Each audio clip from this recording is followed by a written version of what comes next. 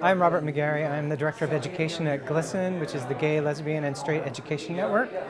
National organization based out of New York City, focused on creating safe and affirming and respectful schools for all students, regardless of sexual orientation or gender identity and gender expression. So I'm a former educator myself. I spent 16 years in public schools in my home state of New Jersey. And it was after noticing some really troubling issues in the schools that I worked in that I did my own research that led towards a degree I was getting. And my research focused on teachers in schools and homophobic speech. And I built most of what I did upon GLSEN's research, which was my first introduction to the organization. And from there, it just sort of was a journey on to doing the kind of work that I'm doing now to help educators like those who were here today from all over Allegheny County do the kind of work that we know makes a difference in the lives of LGBT youth. So with all of the work that GLSEN Pittsburgh has done and how we are looking to grow in the near future and over the next several years, I am very proud and honored to allow Dr. Robert McGarry from GLSEN National, the Director of Education, to give you an understanding of what resources are available here at GLSEN and what resources you have in our chapter here at Pittsburgh. So, Dr. McGarry.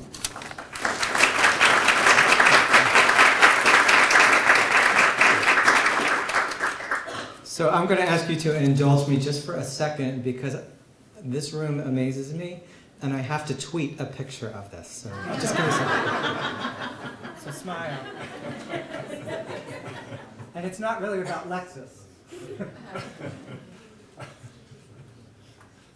Great. I can now let the whole country know about the great work that's being done here in Pittsburgh.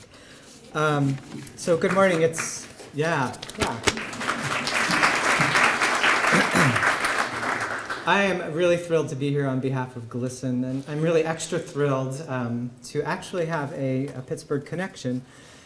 Pittsburgh is the place where I landed my very first full-time job, working at CMU, and it's the place where I started my own coming out process. So to be back here in the city is really special, and I want to thank you for reminding me of the wonderful winter weather in Pittsburgh as well. So a little bit about GLSEN, as Ian already talked about. We're the leading national organization focused on creating and ensuring safe schools for all students, regardless of sexual orientation or gender identity or gender expression. And we really envision this world and really a K-12 school system where every child learns to respect and accept all people. You might know GLSEN in some different ways. We've heard reference to No Name Calling Week, which actually starts on Monday. We also are the organization behind the National Day of Silence, which is held each April in schools across the country and actually across the world now. And we're currently engaged in a 3-year campaign to place that centerpiece item, the Safe Space Kit, in every middle and high school in the nation. And to let you know that every Pennsylvania school will have one by August of this year. Our 3-year campaign ends in October. And to date, we have completed 27 states in the country. Every middle, high school, private and public, has received a Safe Space Kit. So while I've only been doing this work at GLSEN for a little less than 2 years, my journey to the work that I do at GLSEN started back in 2006 when I was a curriculum supervisor for a school district in New Jersey.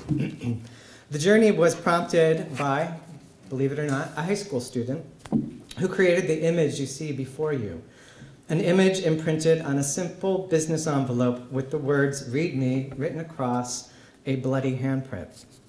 Now, we all have those days in school that we sort of remember. This is one of those days for me.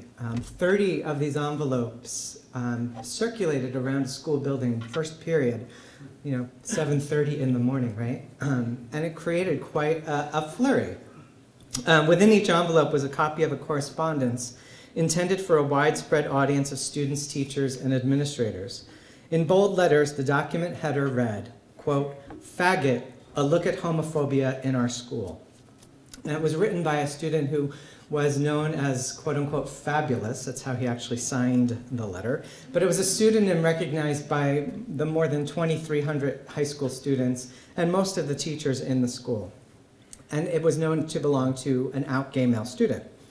The full-page letter began with the following introductory statement. Quote, "It is my profound hope that through this letter, you can begin to comprehend the despicable nature of some of the students and, more importantly, the faculty at our high school." Now, as a central office administrator who actually didn't live or reside in the school building, I really didn't have a good sense of the climate in the 11 schools in the district. But soon after this incident, I quickly learned about a teacher who had anti-LGBT slurs hurled at him in the parking lot. And I learned of a middle school student who was hoarding late bus passes, hoarding those late bus passes to avoid going home on his assigned bus and avoid the threatening anti-gay remarks that were made to him every day. It was something about this teacher's experience, that student's experience, that was really familiar to me. And it was really a personal connection with the incidents that caused me to begin to take notice as I sort of realized that these stories held a striking similarity to stories of my own life as both an educator and as a student. And I was really troubled by these stories. And I was even more so troubled by the response that this letter received by the school administration, which you can imagine it requiring a response as it sort of disrupted the school day, right? The response from the school administration was to send hall security staff around the building, confiscating the letters and shredding them. The content of the letter never really being addressed at all. And in fact, Fabulous was suspended for disrupting the school climate, or disrupting the school day, actually. So being really troubled by these stories, I knew I needed to do something. I needed to enact some type of leadership in that setting. And enacting that leadership is what has brought me to do the work I do today, leaving 16 years in public schools behind me. But before I get into the core of my presentation, I also want to bring forth some more student voices into the discussion.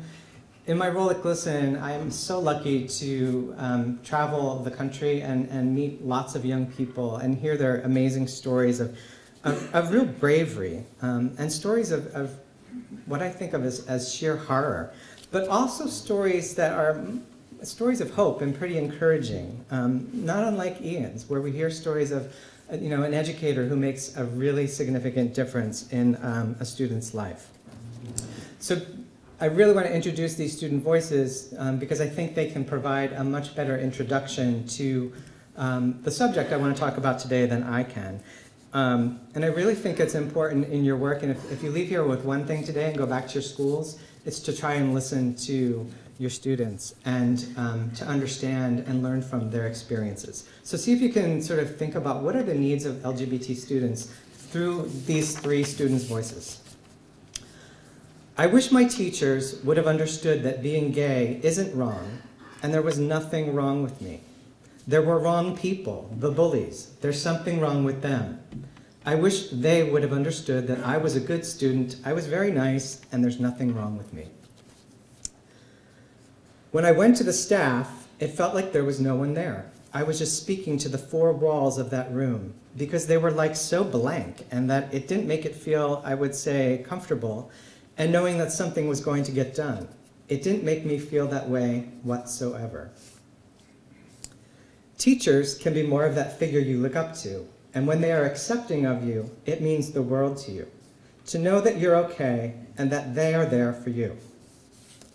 So I'm wondering what you heard in terms of the needs of LGBTQ youth in schools. And going to workshops like this and summits like this, it's always valuable to have that conversation. So I want to give you a minute to just talk to somebody near you to identify what did you hear as needs from those three student perspectives. So just like 45 seconds. Go.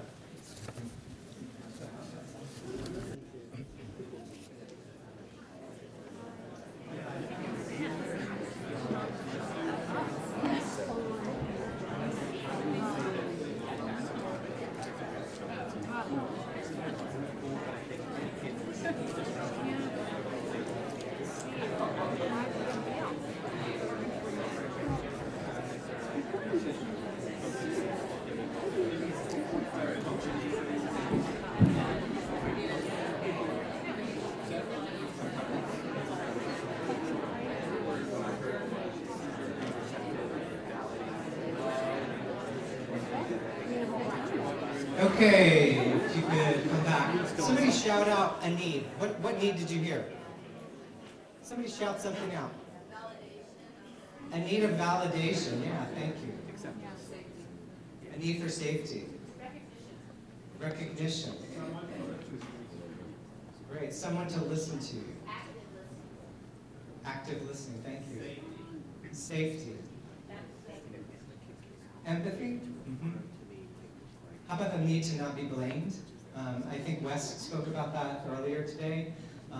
That this isn't my fault. So I want you to keep those thoughts in mind. And since you already know what all their needs are, we pretty much are done here now. I want you to keep those perspectives in mind as I share the rest of my presentation with you. So the big question is, what's going on in our nation's schools? And that's, as a national organization, that's sort of the question we try to pose and seek answers to. And I'm excited that there's a group here in Pittsburgh who's going to try to answer a similar question about what's going on in the area schools here. So GLSEN conducts national research, and this is the only research slide you're going to see. Isn't that exciting? We conduct national research on the school experiences of LGBT youth in middle and high schools every other year. And we've also studied the general student population of these schools, as well as teachers, principals, LGBT parents, as well as the climate in our nation's elementary schools, right? Because this isn't just a middle and high school problem. It's not just an adolescent problem. This slide gives us a sense of the extent of the victimization in our schools and how the experiences of LGBT students compares to the general student population. You'll notice that in each category in terms of verbal harassment, in terms of sexual harassment, theft or property damage, and rumor spreading, the percentage of LGBT students reporting experiences with the kind of victimization indicated is greater than that of the general population. And certainly, we can all agree that the percentage of both is just really unacceptable and really troubling. I'm wondering how many of you in the room, if the students in your school or in your community took a similar survey, would you see similar results? Show of hands. Okay, good. I'm glad to see not so many, which is exciting. So when we think about the victimization that LGBT students face in their schools, we find that with greater levels of victimization, there's increased depression and anxiety and decreased self-esteem. We also find, as this slide indicates, that LGBT students are more likely to miss school when they attend a school where there are high levels of victimization, and that they also have a decreased sense of belonging to the school, and their level of academic achievement seems to suffer. So here's another student's experience related to that. It was in English class that I faced all the bullying in, which English has always been my favorite subject, but I always almost had 100% in there all the time, but it started going down through the 90s. And then I got some B's on a test and some C's on a few assignments, and it started going down. So lastly, in schools with high levels of victimization, LGBT students have lowered educational aspirations, so they don't really sort of see themselves being successful in college or wanting to even try to pursue that. And some don't even pursue finishing high school. All of these high victimization-based outcomes are important to keep in mind when we meet students who are in the midst of bullying situations, which is our focus today. And while I want to get to the needs, or as I will share, the do's and don'ts for meeting those needs, especially in times of bullying, I want to take a page out of Jim Collins' well-known book on leadership, Good to Great, and look in the mirror, and suggest that we all look in the mirror to answer the question, when these kinds of things are happening in our school, we need to think about, what is it about this school that allows this to happen, right? What is it about this school that allows this to happen? This kind of question forces us out of thinking only about the issue as a bully and a victim one, and pushes us to consider how the whole school contributes to the creation of a climate that either supports or doesn't support, and sometimes actually promotes bullying. So GLSEN's been conducting this national school climate research since 1999, documenting the lived school experiences of LGBT youth. But we've also done it to really identify the conditions in schools where we see less victimization, right? Because that's what we're all here to learn from. And what this suggests is 4 additional questions about schools that educators should ask when considering the larger question I've introduced, and questions that those of you who raised your hands might want to consider too. And here they are. Does your school have clubs that provide visible support, such as a gay-straight alliance? Does your school have adults who are supportive allies and who create safe spaces within their classrooms and offices? Do you have reflections of LGBT people, history, and events in the curriculum? And do you have a fully enumerated anti-bullying policy that specifically identifies the types of individuals that need to be protected? In our research at GLSEN, we've even looked at schools that have anti-bullying policies versus schools that have these fully enumerated policies, and there is a difference in the victimization in those schools. So the need is fully enumerated anti-bullying policies. So we know from this research that the presence of these interventions, if you will, makes a positive difference in the levels of victimization experienced by LGBT youth. Our National School Climate Survey shows that these 4 factors make a substantial difference. We know this, and if we truly care about the most vulnerable students in our schools, then we ought to do what we know. But like so many other things in our world, there are things that we know, and there are things we know to prevent, and yet we don't do what we know. So these 4 interventions are not all that difficult to implement, I would say, but with any change, they take time. So in the meantime, and most immediate for our consideration in this room today, are those things to keep in mind when supporting a student who has been bullied, and when we presume that anti-LGBT bias is present in or the driving force behind the bullying. We continually hear at GLSEN from educators across the country that they really want to know what to do. Like, what can I do tomorrow to best support my LGBT students? And with the stories of LGBT youth that I've shared as a backdrop, I want to present some simple do's and don'ts that focus on the need for appropriate preparation and response, and the most important aspect of the situation, as we've heard in the stories, treating students with dignity and respect. So here's some considerations for school staff. Respecting a student's identity is of critical importance in terms of both intervention and in terms of prevention, right? For one thing, we can never be certain how certain students identify themselves, and we can't assume that those who are targeted with what appears to be anti-LGBT bias actually identify with any of those identities. In other words, don't assume that the student is LGBT. And we can't expect, nor should we force, as I think we've heard, to expect a student to self-identify. I always come back to a phrase that a really good friend of mine who's a school superintendent in eastern Pennsylvania shared when he was talking about this idea of not forcing students to identify or to come out. He talked about one of his sons. He's a father of 5 children. And one of his sons came home one day and asked his dad, he said, "Dad, do you think Andrew's gay?" This is Andrew being the other son. And my friend Chris, the superintendent, thought to himself, okay, what am I going to say here? And his response was really very simple. He said, it's his story to tell, right? It's his story to tell. Again, expecting or demanding that a student identify is really sort of like putting the identity ahead of the issue, right? And leading to that sort of notion of blaming them for whatever is going on. So along with these issues of identity, how a student chooses to present him or herself is really important too. Again, this is not the issue, and we should avoid making any overtures that it is or could be. At the same time, it is respectful to ask the student how they like to be addressed, and it's respectful to use a student's preferred gender pronouns, should you learn them. The final 2 recommendations around student identity that I have today are to, around student identity, assume that the student has actually self-identified. So this is for students who have self-identified as LGBT or T.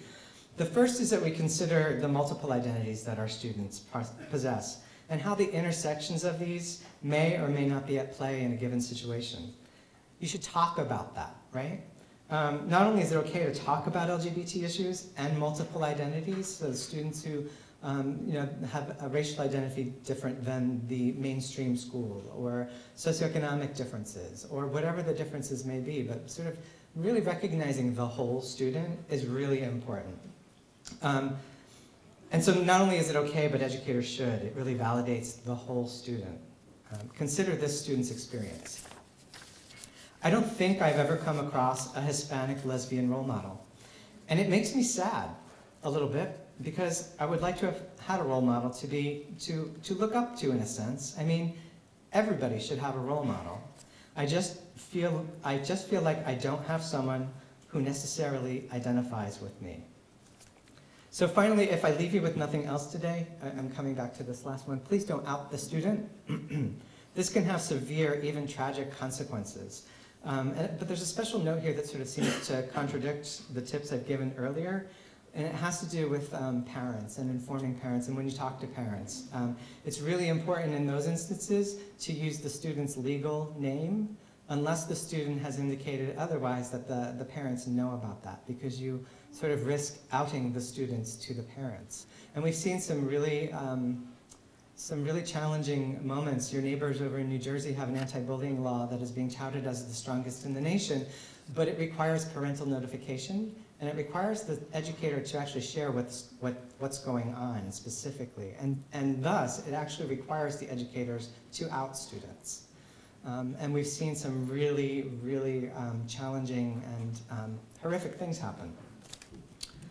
So in terms of preparing educators for appropriate handling of incidents involving LGBT students, it's important that we not handle their incident differently than any other type of incident. Our policies and procedures should apply across all types of bullying incidents. It's the care for the student that must be unique to the student. As such, it's important to learn what it means to be an ally to LGBT students. GLSEN's Safe Space Kit is designed for that very purpose. It's a very user-friendly 42-page written to educators, knowing how to be that supportive ally to students in schools. And it's also important to be prepared to make immediate accommodations, if needed, for transgender or gender nonconforming students. To the extent possible, schools should reduce or eliminate the practice of unnecessarily segregating students by gender. But in situations where they are, they should be included in the group that corresponds to their gender identity.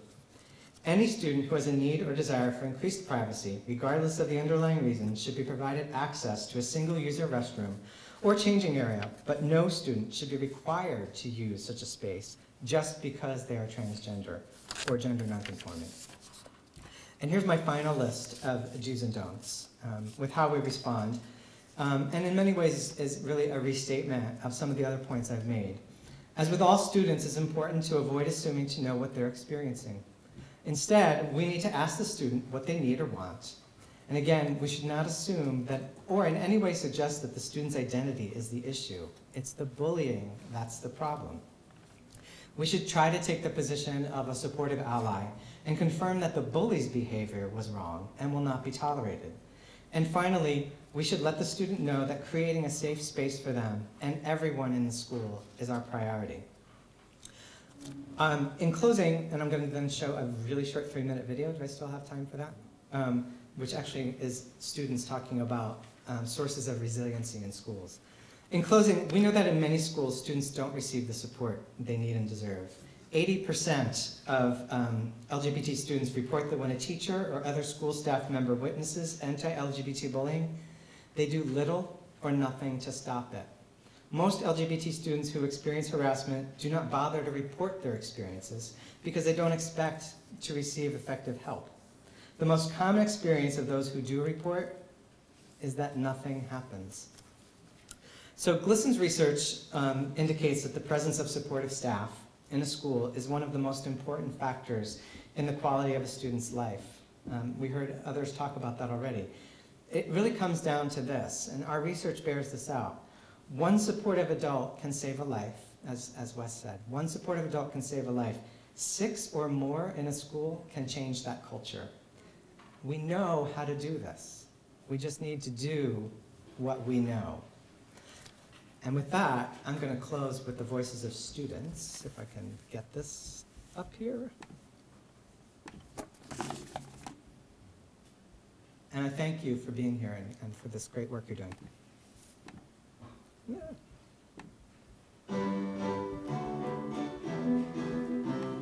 And then I felt like, you know what, be you, be who you are. That and having my best friends who are part of the LGBT community, they're all Latin. They're always by my side no matter what. And thinking about that and my family, that keeps me pushing, honestly. One of my cousins, she got me the best advice, and she says, just stick to yourself, be yourself, and don't let anybody judge you. I did find support. My mom, my family had gave me support. Generally, my family's trying to be supportive, although they don't really understand very well, and I try to teach them, so. People can change. It's when you do something about it and when you speak up. Because when you don't, they're not going to change. And society won't let them change if you don't do anything about it. I have learned a lot from Hispanic Kids Forum. There were basically my nest, which gave me the strength that I needed to be open about it.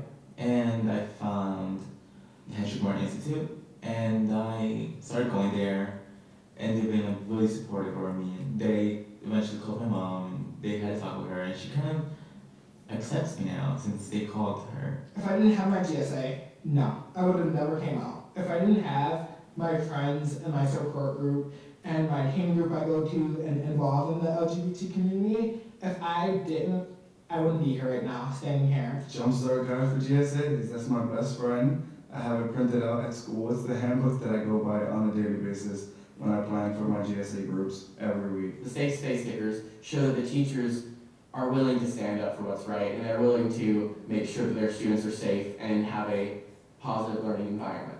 I feel the fact that we continuously try, regardless of the confrontation we have at our school, shows that we don't give up.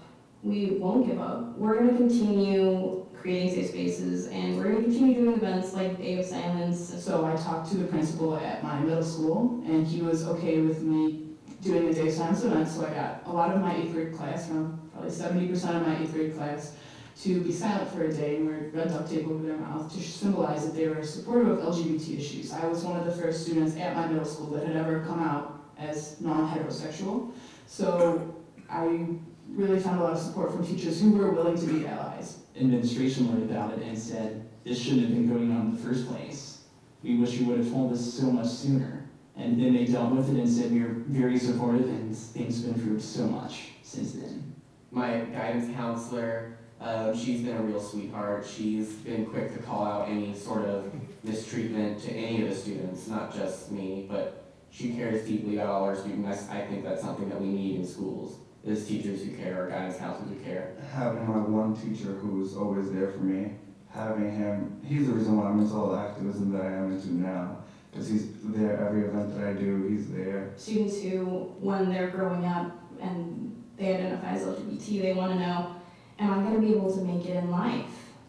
And I feel that my advisor is a really strong symbol of that. She's thrived and she's happy. I knew the teachers were supportive of me because they offered to talk to me about any bullying issues. They offered to put up think before you speak posters in their rooms so other students would know that this was a safe place for LGBT students. And they also really were trying to make my environment a safe place by supporting me throughout my entire 8th grade year.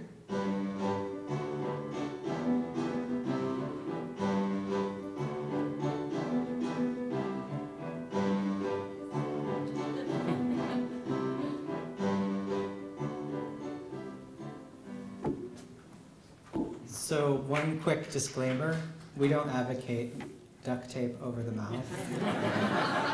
Just to let you know, it can be pretty harmful. But thank you very much. Can I turn it over? I think I want to see, that all students have have the ability to benefit from an education that really sort of teaches everyone about respect, where students sort of are free to be free to be their whole selves in their schools. Because we know when people sort of bring who they are to their work and can be authentically who they are, then their work is going to be so much better. Just a huge thank you to everyone here in Pittsburgh who is really sort of leading the charge to make sure that Pittsburgh's and Allegheny County's LGBTQ youth are well served by their schools.